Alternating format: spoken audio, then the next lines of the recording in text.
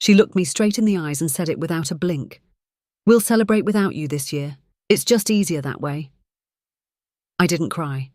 I didn't scream. I just nodded, holding my mug a little tighter. There was a long silence on the phone, long enough for her to realize I'd heard her, understood her, and accepted it. But she didn't know what that silence meant. She thought I would go quietly, like I always did. She didn't know this year I had made the booking. She didn't know the catering was in my name. She didn't know the mortgage on that house they were still trying to buy was being quietly helped by me every single month. So I did the one thing she never expected. Before I dive in, I'd love to know where you're watching from. Hit that subscribe button and give this video a like. It really helps more people hear stories like this. I picked up my phone and made 3 calls. First, to the catering service. "Cancel everything under that name. Yes, even the turkey, especially the turkey." Second, to the resort management. "They no longer have access. Yes, I understand they'll be upset." Third, to the bank. I didn't raise my voice. I didn't leave a message. I simply took back what was mine. She didn't even notice at first. That's what makes this story so much better. But let's go back, because if you're wondering how we got to this moment, trust me, so was I. You see, this didn't start with Thanksgiving. It started with small things, little cuts, quiet digs. Last year, when she accidentally left me out of the family photo. The year before, when she served everyone steak and gave me chicken because of my age. And then the endless whispers, the exclusion from group chats, the snide comments about my old ways. I let them all slide, because my son looked happy, because I thought keeping the peace was worth swallowing the pain, because I didn't want to be the bitter mother-in-law everyone complains about. But I paid for that peace, literally. When they were newly married and couldn't afford their down payment, who stepped in? When her car broke down during her pregnancy, who bought the new one? When my granddaughter needed a private tutor, who covered the fees? They never asked. They didn't have to. I offered. Because that's what family does. Or at least what I thought family did. So when she called me that afternoon, cheerful, polished voice and all, and dropped the words, "We've decided to keep Thanksgiving just between us this year," I finally understood what I had been to her. A wallet, a backup, a shadow in the background, not family, not welcome, not needed. I remember exactly how I felt in that moment, not angry, not sad, just done. She paused, maybe waiting for a protest, maybe hoping I'd beg. I didn't. I just said, "All right, if that's what you want." She actually sounded relieved, as if she'd dodged a bullet. But she didn't know I was the bullet, and now I was finally loaded. What she also didn't know was that this Thanksgiving wasn't her plan. It had been mine all along. I had made the resort reservation under my name as a surprise gift. I had ordered the catering, customized for each of their diets. I had even arranged a family slideshow with old home videos they'd never seen, meant to play after dessert. So when she cut me out, she cut herself out of everything. And when the calls started rolling in, from the resort, from the caterer, from the bank, she didn't know where to turn. The first message was polite. "Hi, just checking in. Seems the payment didn't go through for your catering. Can we reconfirm?" The second was less gentle. "There seems to be a hold on your mortgage assistance this month. We'll need confirmation of your status by end of week." And the third, that one came from my son. He called, confused. "Mum, did you cancel the Thanksgiving stuff?" I sipped my tea slowly. "I thought you were celebrating without me," I said calmly. There was silence, then confusion, then guilt. But I didn't let it sink in, yet. Because this wasn't about making them suffer. It was about making them see everything I had done, everything they took for granted, and everything they stood to lose. But trust me, this was only the beginning, because when the doorbell rang later that night, I already knew who it was, And what I was about to say would change everything. The doorbell rang twice, sharp and fast. The kind of knock that carries urgency, maybe even panic. I didn't rush to answer it. I stood slowly, placed my mug down, and walked to the door like I had all the time in the world. Because I did. I opened it to find my son standing there, hands in his pockets, eyes bouncing between the ground and my face like he couldn't quite decide which deserved more attention. Behind him, his wife sat in the passenger seat of their SUV, arms crossed tightly, her face turned away like a child being scolded. The air between us held a silence thick enough to chew. "Mum," he began, "what's going on?" I tilted my head slightly. "You'll have to be more specific." "The resort called me," he said. "They said the reservation was cancelled, that it was under your name all along." I nodded. "Yes." His brow furrowed. "Why didn't you tell me?" I crossed my arms, not in defence but in stillness. "You never asked. And besides, I wasn't invited." The words landed like a slap. He blinked hard. "She didn't mean it like that," he mumbled. "She said it exactly like that," I replied. "You were on speaker." He looked down again. I watched the weight of the truth press into his shoulders. That maybe, just maybe, he'd been hearing these things and ignoring them, hoping they'd go away, hoping I would swallow them, like I always did. "She was stressed," he said weakly. "She was cruel," I answered. "There's a difference." He looked up. "We were counting on this trip." I gave a faint smile. "No, she was counting on me never pushing back." Behind him, she opened the car door and marched up the driveway, heels clacking like war drums. "What is this?" she snapped. "Are you seriously going to let us be stranded over a misunderstanding?" "A misunderstanding?" I echoed. "You told me not to come. You said, and I quote, 'We'll celebrate without you.'" "That wasn't—" She paused, realizing she was caught. "Wasn't what? What you meant? Or just not what you expected to backfire?" I didn't raise my voice. I didn't move. But for the first time, she looked at me like I wasn't just the quiet old woman in the background.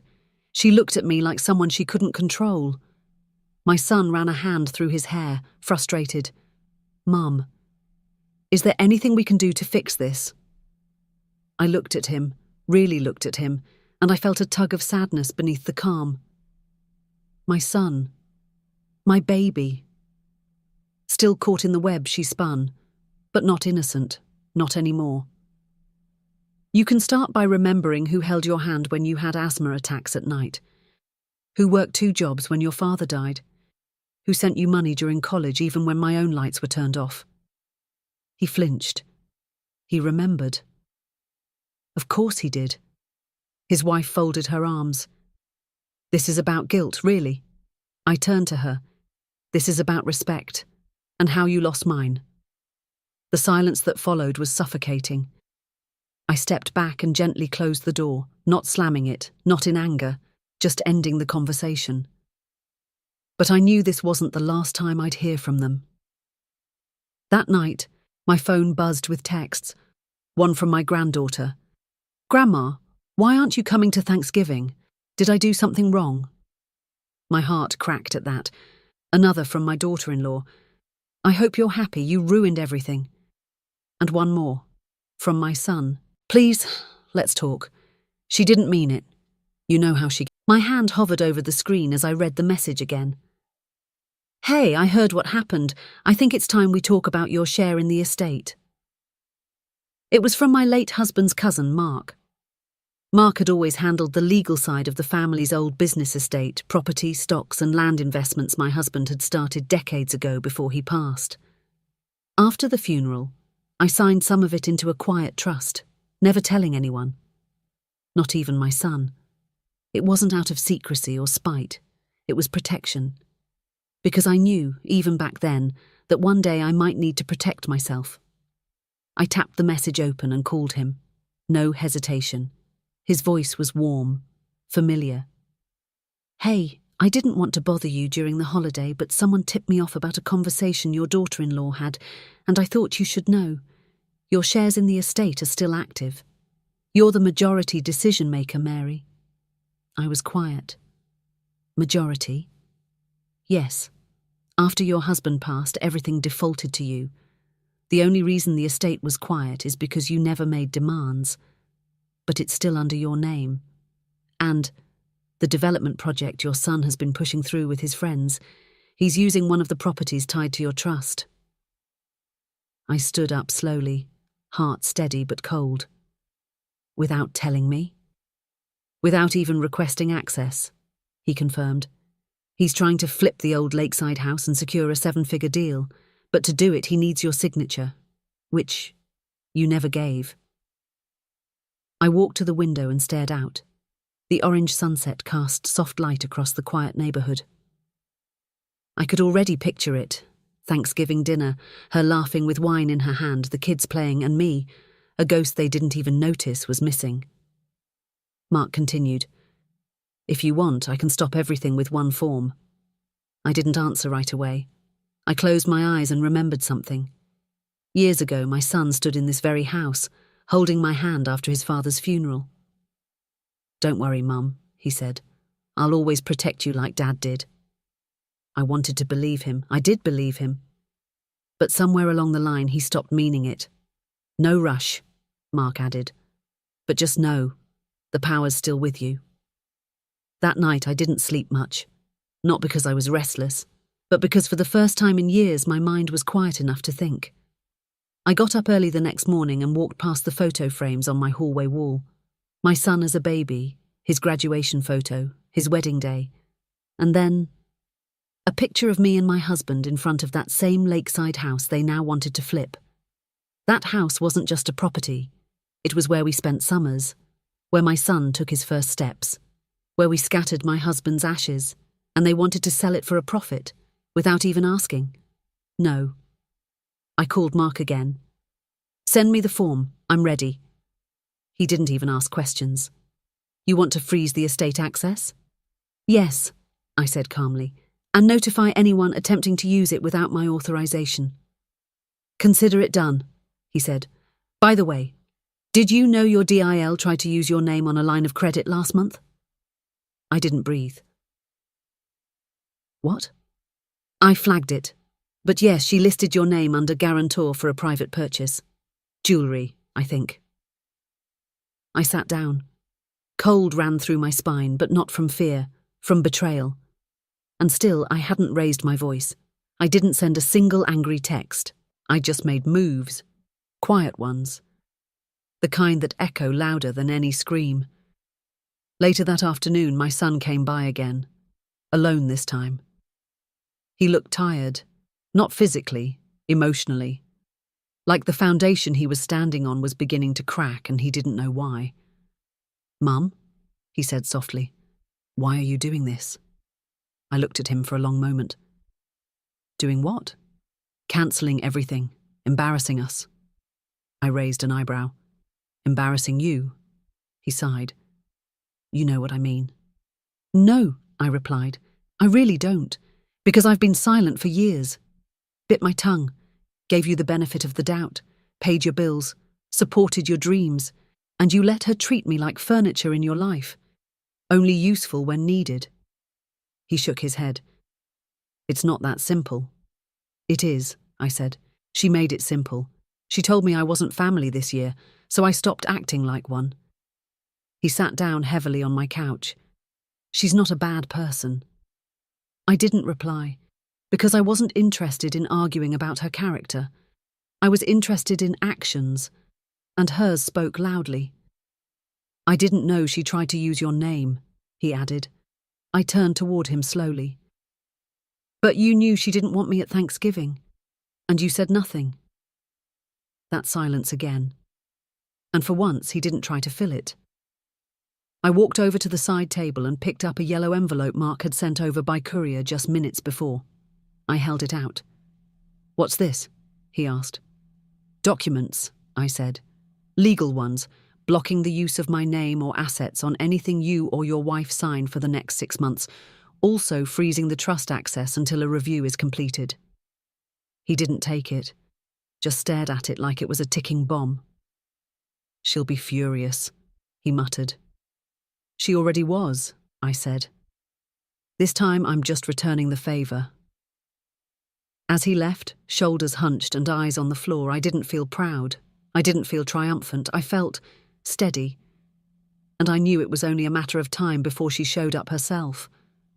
But what she didn't know was that I wasn't done yet.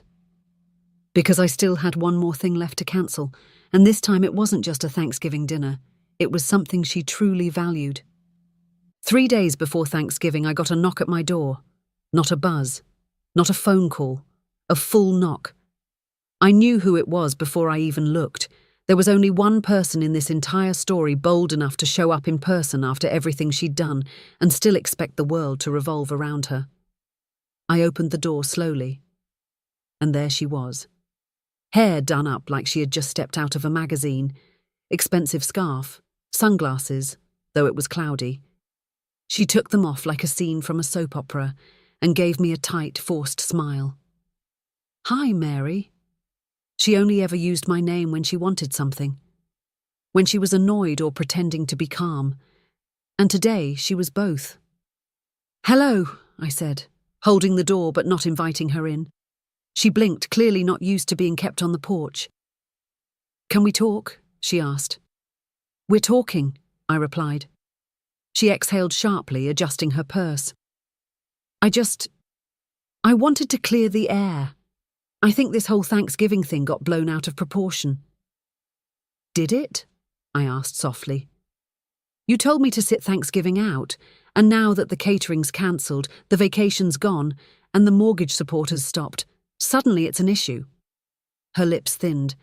"That's not what I meant, and you know it." I nodded slowly. "Maybe.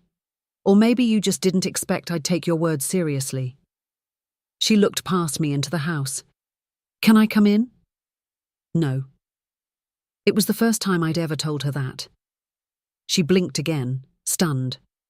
But I didn't move. "Look, this family is a lot for me sometimes," she said, changing tones. "I try to keep things organised, and I guess I made a mistake."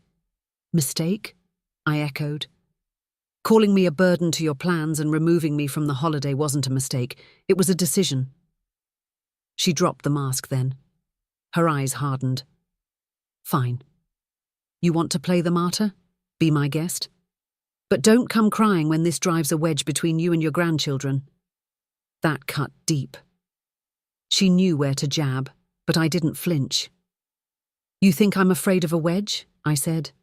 "You built the whole wall." She scoffed. "You've made your point. You cancelled everything. You embarrassed us in front of our friends.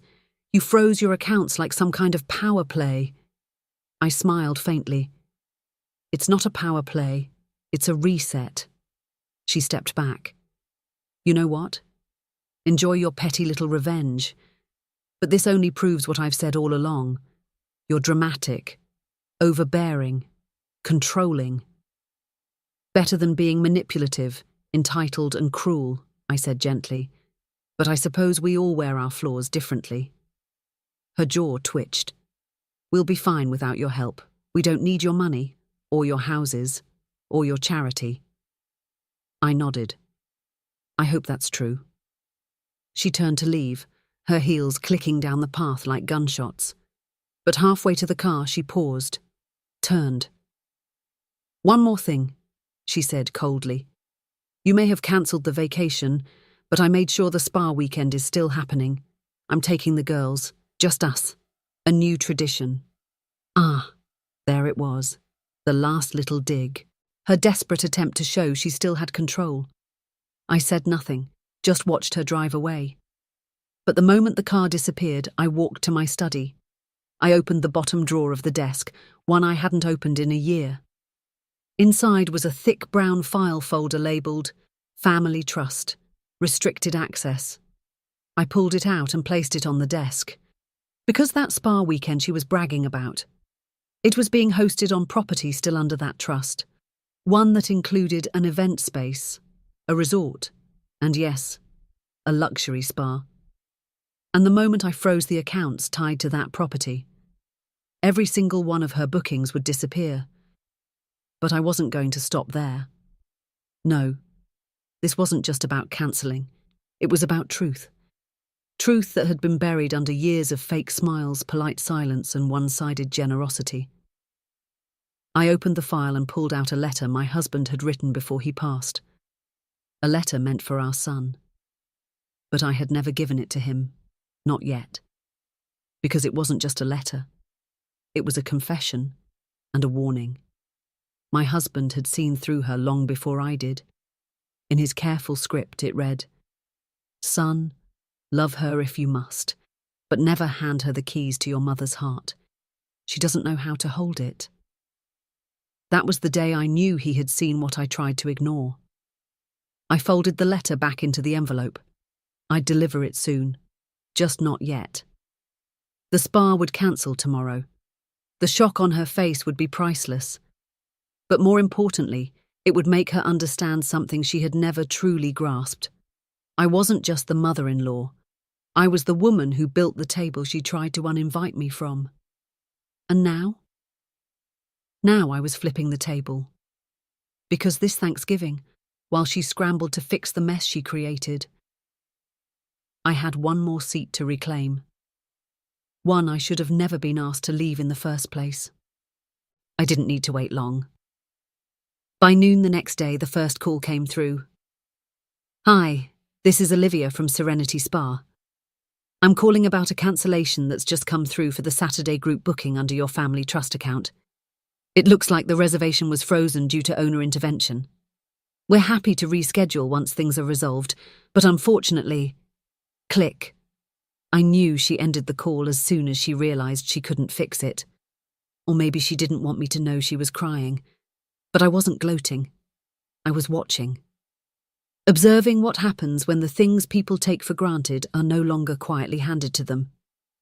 I walked over to the living room and sat on the edge of the couch, the same spot I'd been in when she told me I wasn't welcome. I thought about how long I'd spent playing the role of peacemaker, the family cheerleader, the holiday glue. I made Thanksgiving happen year after year, quietly organising, baking, budgeting, forgiving. Forgiving even when they whispered about my old habits. Forgiving when I'd overhear her telling the grandkids, "Grandma's just being dramatic again." I took all of it, because I thought I was holding the family together. But now I realised I was holding them up while they stood on my shoulders and pretended I wasn't there. The second call came later in the evening. It wasn't her. It was my son. "Mum," he said carefully. "I don't know what's going on anymore. She's been crying all day. She said the spa is cancelled and she's blaming you." I didn't react. "Did you cancel it?" he asked, almost like he already knew. I gave him silence. He filled it himself. "She shouldn't have said what she did," he admitted. "She knows that now." "But does she mean it?" I asked. "Or does she just regret the consequences?" He didn't answer that. He couldn't. Instead, he said, "Can we just talk? Like in person? Please?" "I don't think she wants that," I said. "She wanted to celebrate without me, remember?" She was overwhelmed. "No," I cut him off gently. "She was honest. That's what made it so easy to walk away." He sighed. "The kids are confused. They keep asking where you are. Lucy cried herself to sleep last night." That name pulled at me. Lucy, my sweet granddaughter, my Thanksgiving helper, my shadow in the kitchen, always trying to steal bites before the table was set. She didn't deserve this. But I also knew protecting her didn't mean protecting the lie. It meant finally telling the truth. "I'll come by," I said slowly. "But not for her, not for your wife, for Lucy." There was a long pause. "Okay," he said. "Just, please be gentle." I smiled to myself. Gentle had never been the problem. Being ignored had. That night I baked. Not for the family, just for me. An old apple pie recipe. My mother's.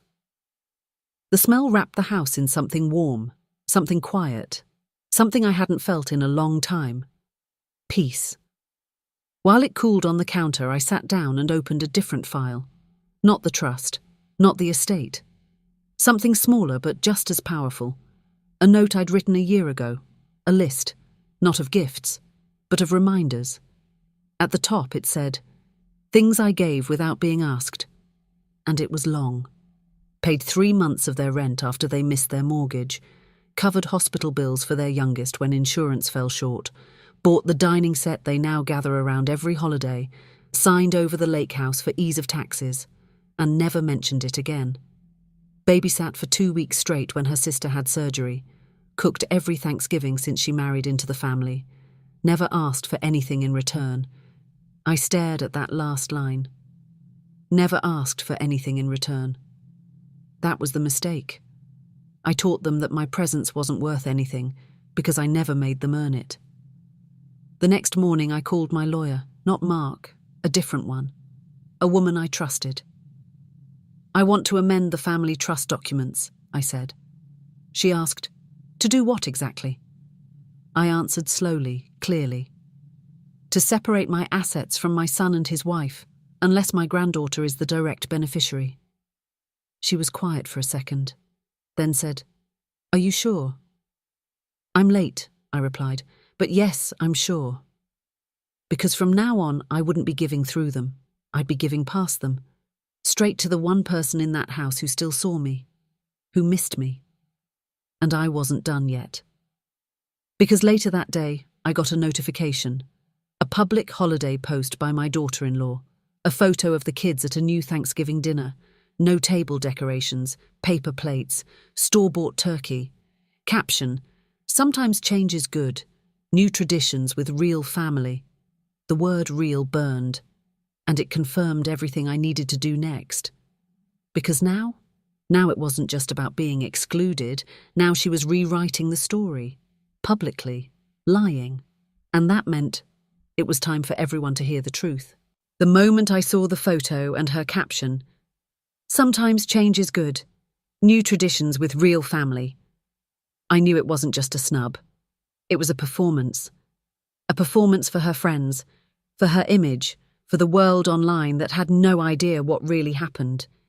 She had cut me out, told me I wasn't welcome, and now she wanted everyone to believe I had walked away from them. No, not this time. I sat down at the table, opened my phone, and wrote a message. Not passive, not bitter, not dramatic, just the truth. This year, I was told not to attend Thanksgiving. I paid for the trip, the catering, and helped with the mortgage on the house they live in. I didn't argue. I didn't make a scene. I simply cancelled what was mine.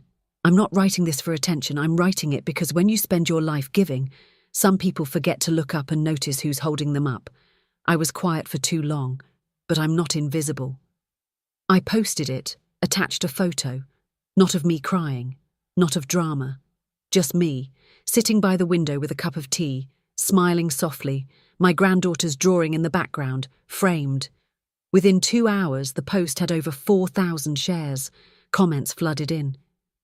I felt this deep in my bones. Sending you love. Your strength is beautiful. My own DIL did this last year. Thank you for saying what I couldn't. Then the texts came. From people I hadn't heard from in years. From extended family. From my own daughter. And finally, from my son. "Mum, please take the post down. She's losing her mind over it. People are messaging her. Her friends are asking questions." I replied simply, "Did I say anything that wasn't true?" Silence. Then, "No, but this is hurting her." I didn't respond, because for once, I wasn't protecting her feelings over my own. And when Lucy messaged me privately with a voice note that said, "Grandma, Mommy said you didn't want to come, but I knew that wasn't true. I miss you." That sealed everything. I called my lawyer that evening. "Finalise the update to the trust," I said. "Only Lucy inherits the lakeside house. Everything else goes to charity or stays in my name." "And the rest of the family?" she asked. "They can celebrate Thanksgiving," I replied, "but they'll be doing it without me." 3 days later, I mailed the letter my husband had written years ago, the one I had kept in the drawer. I didn't add a note. I didn't need to. The words he left behind would be enough. In it, he had written, "Don't let anyone shame your mother for loving too hard. She gave up everything so you could rise. If someone ever makes her feel small in your house, you'll have lost more than a mother. You'll have lost your backbone." I never heard back from my daughter-in-law. Not after that. But I did hear from Lucy. She came to visit me a week later, just the two of us. She brought her backpack, a homemade card, and the little apple pie she made, just like Grandma's. We ate at my small table. No drama, no cameras, no lies. Just peace. The kind I never thought I'd feel again. I looked at her, my hands wrapped around my warm cup, and whispered, "You're why I kept going." She nodded seriously, as if she understood something far bigger than her years. "I always knew you were the one who made Thanksgiving feel like home." And that was it. That was the closure. I had been uninvited, but I took back everything they used to silence me and turned it into something louder than words. Because revenge doesn't always come from fire. Sometimes it comes from walking away without looking back.